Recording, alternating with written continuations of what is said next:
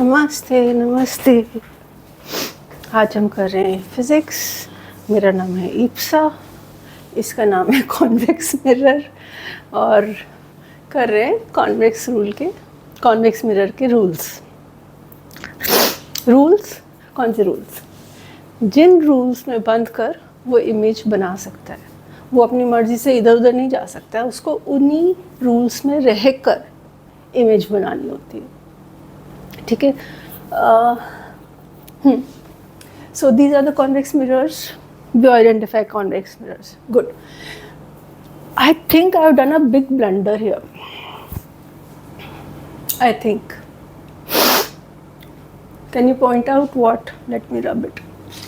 Quickly, point it out. A big blunder that I have done. No? See, I have made the focus here. Right hand side. और एक दो episodes पहले मैंने क्या बोला था? Focus is always on the left. Sorry, इतना confuse करने के लिए sorry. For the other kind of mirror, for the concave mirror, focus is on the left side. For this mirror, convex mirror, the focus is always on the right hand side. Just remember this, that where is it? Focus is on the right hand side. This is very important to remember. Then incident ray तो वहीं से आएंगे ना हमेशा, जहाँ से आती हैं. Incident ray will always come from left. Reflected ray will always go back to left only. They can't cross. And they don't meet. This is for image. This we'll see.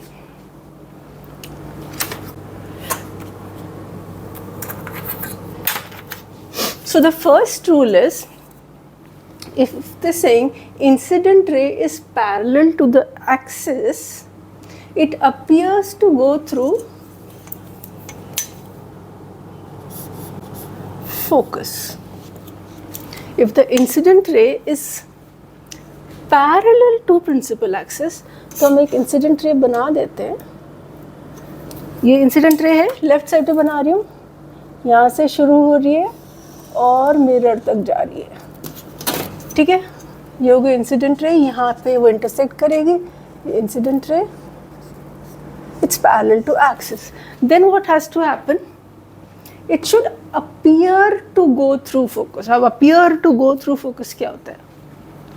मतलब जाना तो उसे वहाँ है लेफ्ट साइड पे, पर appear करना है वहाँ. उसका मतलब होता है कि वो जाएगी उस डायरेक्शन में. देखो ऐसे होगा कि डायरेक्शन हो गई फोकस की, मगर जाएगी कहाँ? जाएगी वो इस तरफ.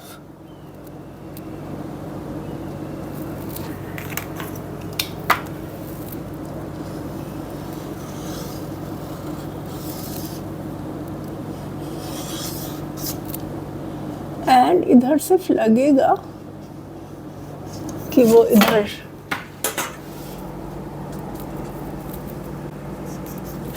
इधर जाने की कोशिश कर रही थी. सिर्फ लगेगा, वहाँ जाएगी नहीं, सिर्फ इधर जाएगी. तो this is your reflected ray. It just, ये जो डॉट डॉट है इसका मतलब होता है इट अपीयर्स टू गो. असली में तो वहाँ जा रही है, मगर कौन सी डायरेक्शन में? एफ की direction. I think it is clear. Similar to concave. Now the second is, जैसे उसने किया था बिल्कुल इसका ऑपोजिट. इफ द इंसिडेंट रे, अब इसमें फोकस तो है ही नहीं, how will it pass from focus? So if the incident ray appears to pass from focus, मतलब क्या हुआ इस बात का? Appears to pass from focus मतलब कि कोई इंसिडेंट रे आ रही है, यहाँ से अगर आएगी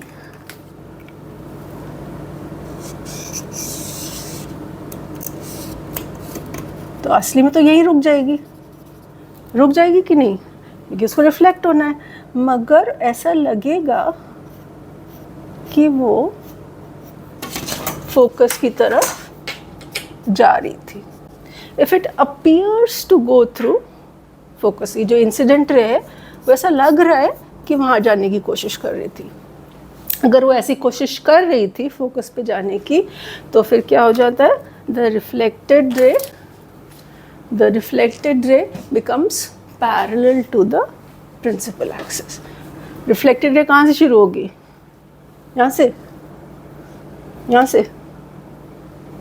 it will start from point of incidence, ठीक है, जहाँ ये आकर मिली है। So the reflected ray will start from the mirror, will become parallel to the axis. Second rule, third rule बिल्कुल वैसा ही है, थोड़ा सा फर्क इन द सेंस कि कॉन्सेप्ट वही है, सेंटर पे जाएगी तो सेम पाथ पे वापस आ जाएगी। सो हियर ऑल्सो कॉन्सेप्चुअली वही है कि सेंटर और सेम पाथ का रिलेशन है, बट क्या रिलेशन है वो थोड़ा सा डिफरेंट होता है। इधर कहते हैं अगर कोई रे सेंटर के तरफ जाने की कोशिश कर रही है, सेंटर कहाँ है, सेंटर इस तरफ है अब, हाँ, जब फोकस इस तरफ है तो सेंटर भी इधर ही होगा ना, हाँ। तो अगर कोई रे सेंटर की तरफ जाने की कोशिश कर रही है, कैसे जाएगी, सेंटर की तरफ जाने के लिए कैसे कोशिश करेगी,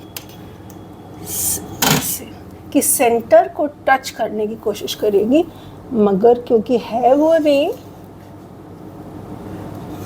तो वो इधर से आनी पड़ेगी, लेफ्ट हैंड साइड पे आनी पड़ेगी, क्योंकि जो रे है that is on the left hand side, पर it is going towards in the direction of centre of curvature. ये ऐसे कोशिश करे कि मैं सेंटर पे पहुंच जाऊं, मगर बीच में मिरर आ जाता है, it is in the direction of the centre of curvature, ठीक है। तो जब ऐसा होता है it appears to go through centre of curvature, और जब ऐसा होगा तो reflected in the same direction. So the black line will be on the same line, the red and the black lines will coincide, ठीक है। So these are the three rules according to which convex mirror makes images. I hope sweet and clear. Thank you.